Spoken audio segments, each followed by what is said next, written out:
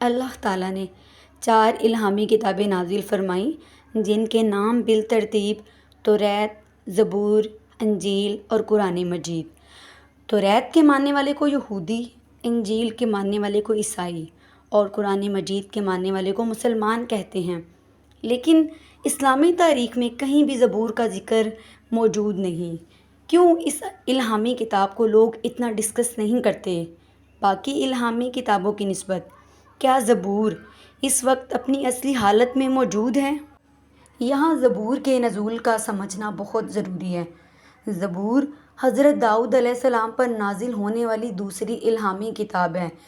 فرعون مصر کی غلامی سے آزاد کروانے کے لیے بنی اسرائیل قوم کی طرف اللہ تعالیٰ نے اپنا پیغمبر اور رسول بنا کر حضرت موسیٰ علیہ السلام کو بھیجا، اور ساتھ ہی اللہ تعالیٰ نے اپنی الہامی کتاب توریت کو حضرت موسیٰ علیہ السلام پر نازل فرمایا۔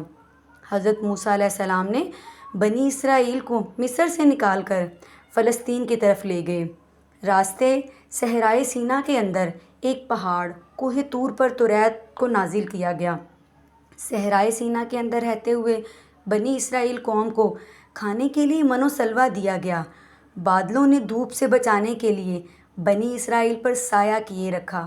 حضرت موسیٰ علیہ السلام کے عصا مارنے کی وجہ سے بنی اسرائیل کے 12 قبیلوں کے لیے پانی کے 12 چشمے جاری ہو جاتے۔ حضرت موسیٰ علیہ السلام کا زمانہ 1500 قبل مسیح یعنی آج سے 3500 سال پہلے کا زمانہ تھا، یا پھر حضرت عیسیٰ علیہ السلام کی پیدائش سے 1500 سال پہلے کا زمانہ بتایا جاتا ہے۔ اس وقت فلسطین کے اندر مشرکین کی حکومت تھی۔ اللہ کے نبی حضرت سموئیل علیہ السلام اسرائیل کے پہلے بادشاہ تھے۔ کافی عرصہ حکومت کرنے کے بعد حضرت سموئیل علیہ السلام نے اللہ کے حکم کے مطابق طالوت کو اب بادشاہ مقرر کر دیا۔ اس واقعے کا ذکر قرآن مجید کے پارہ نمبر 2 سورہ البقرہ آیت نمبر 245 سے 252 کے اندر ملتا ہے۔ حضرت طالوت کی دور حکومت میں فلسطینی فوج سے ایک بہت بڑی جنگ ہوئی۔ بنی اسرائیل اس وقت مالی اور عسکری لحاظ سے کمزور تھے۔ طاقت کے نشے میں فلسطینی فوج نے اعلان کیا کہ ہمارے طاقتور سپاہی جالوت کو اگر کوئی قتل کر دے یا ہرا دے تو بغیر لڑائی کیے فلسطین تمہارا ہو جائے گا۔ تو طالوت علیہ السلام نے اعلان کیا کہ جو بھی شخص جالوت کے ساتھ مقابلہ کرے گا یا اس کو قتل کر دے گا تو میں اپنی بیٹی کی شادی اس سے کر دوں گا، اور وہ شخص بنی اسرائیل کا اگلا بادشاہ ہوگا۔ اسی دوران حضرت داؤد علیہ السلام بکریاں چرایا کرتے تھے اور وہ جالوت کے ساتھ مقابلہ کرنے کو تیار ہو گئے، اور حضرت داؤد علیہ السلام کے ایک ہی وار سے جالوت علیہ السلام کو جہنم واصل کر دیا گیا، اور پھر وعدے کے مطابق فلسطین بنی اسرائیل کے حوالے کر دیا جاتا ہے، اور ساتھ ساتھ تابوت سکینہ بھی لے لیا گیا۔ تابوت سکینہ کے اندر حضرت موسیٰ علیہ السلام اور حضرت ہارون علیہ السلام کے تبرکات تھے۔ حضرت طالوت علیہ السلام کی وفات کے بعد حضرت داؤد علیہ السلام بنی اسرائیل کے بادشاہ بن گئے، اور پھر بیت المقدس کے اندر پہلا دارالحکومت قائم کیا۔ حضرت داؤد علیہ السلام نے باقاعدہ طور پر بنی اسرائیل کے لیے عبادت گاہ تعمیر کروانا شروع کی۔ اس سے پہلے یہودیوں کے اندر باقاعدہ عبادت گاہ میں عبادت کرنے کا تصور موجود نہیں تھا، اور یہاں پر تابوت سکینہ بھی لا کر رکھا گیا۔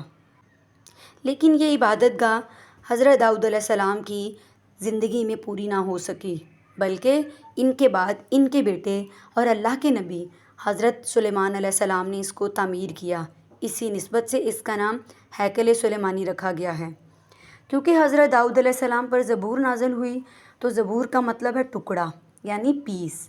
زبور کوئی شریعت کی کتاب نہیں بلکہ اللہ کی تعریف اور حمد و ثنا سے بھری ہوئی کتاب ہے۔ اللہ نے حضرت داؤد علیہ السلام کو لوہے کو نرم کرنے کی طاقت کے ساتھ ساتھ خوبصورت آواز بھی عطا کی۔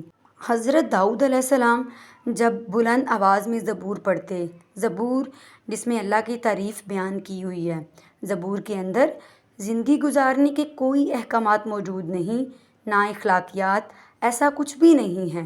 یعنی زبور کی تعلیمات کی بنیاد پر کسی معاشرے کی بنیاد نہیں رکھی جا سکتی۔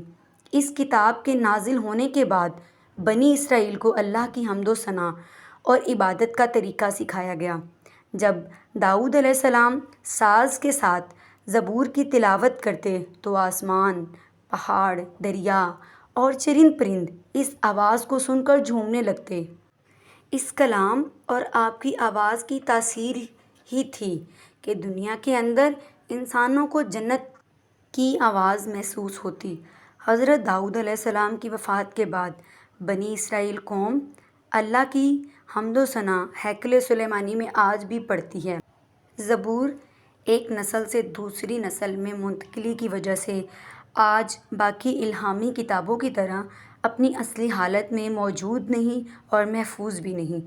یہ تمام آسمانی الفاظ یعنی حضرت موسیٰ علیہ السلام پر نازل ہونے والی توریت سے پہلے کے صحیفے، خود توریت اور زبور کو اولڈ ٹیسٹیمن یعنی عہد نامہ قدیم جانا جاتا ہے، جبکہ انجیل مقدس کے تمام نسخوں اور رسولوں کے اعمال اور افعال اور حواریوں کے خطوط شامل ہیں۔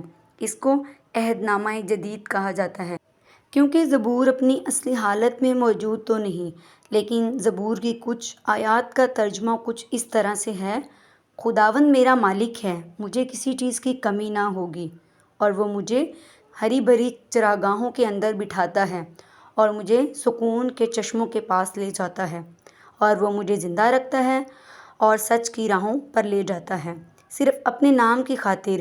چاہے میرا گزر موت کی کسی بھی وادی سے ہو، میں کبھی بھی کسی بلا سے نہیں ڈرتا، کیونکہ خداوند تو ہر وقت میرے ساتھ ہے۔ تیرے عصا اور لاٹھی سے میرا دل سکون میں رہتا ہے۔ تو نے میرے دشمنوں کے مقابلے میں میرے سامنے دسترخوان بچھایا۔ تو نے میرے سر پر تیل کی مالش کی ہے۔ ہمیشہ تیری بھلائی اور رحمت میرے سر پر رہے گی، اور خداوند میں ہمیشہ کے لیے تیرے گھر میں ہی رہوں گا۔ پوری زبور کی کتاب اللہ کی تعریف، حمد و ثنا اور بڑائی پر مشتمل ہے، اس لیے زبور کو شریعت کے طور پر ماننے والا کوئی بھی آج اس دنیا میں موجود نہیں ہے۔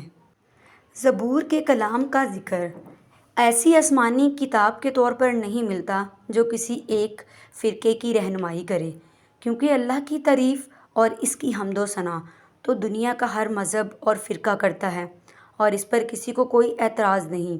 حضرت داؤد علیہ السلام اور حضرت سلیمان علیہ السلام کے بعد قوم بنی اسرائیل جادو، سحر، سود خوری اور توریت کی آیات کو اپنے فائدے کے حساب سے جب بدلنے لگے تو ان کی بھلائی اور اصلاح کے لیے آخری پیغمبر حضرت عیسیٰ علیہ السلام بھیجے گئے۔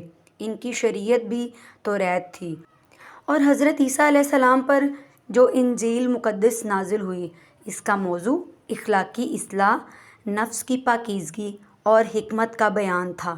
یہودیوں کے علماء کے اندر اس وقت اخلاقی بگاڑ عروج پر تھا، اس لیے توریت کی باقی تمام شریعت کو بالکل ویسے ہی رکھا گیا، لیکن انجیل کی صورت میں کچھ احکامات اللہ نے نازل فرما کر بنی اسرائیل کی اصلاح کرنے کی کوشش کی۔ لیکن بنی اسرائیل نے حضرت عیسیٰ علیہ السلام کو بھی جھوٹا نبی کہہ کر انکار کر دیا۔ حضرت عیسیٰ علیہ السلام کی آمد آج سے تقریباً 2000 سال پہلے تھی، اور ان کے بعد نبوت قوم بنی اسرائیل پہ ختم ہوگی، اور وہاں سے نبوت حضرت ابراہیم علیہ السلام کے دوسرے بیٹے حضرت اسماعیل علیہ السلام کی نسل کو منتقل ہوگی۔ یہی وجہ ہے کہ یہودی آپ صلی اللہ علیہ وآلہ وسلم اور دین اسلام کی شدید مخالفت کرتے ہیں۔ ویورز، اپنا اور اپنے ساتھ جڑے رشتوں کا خیال رکھیں، میرے چینل کو سبسکرائب کریں اور بیل آئیکن کو پریس کریں۔ فی امان اللہ۔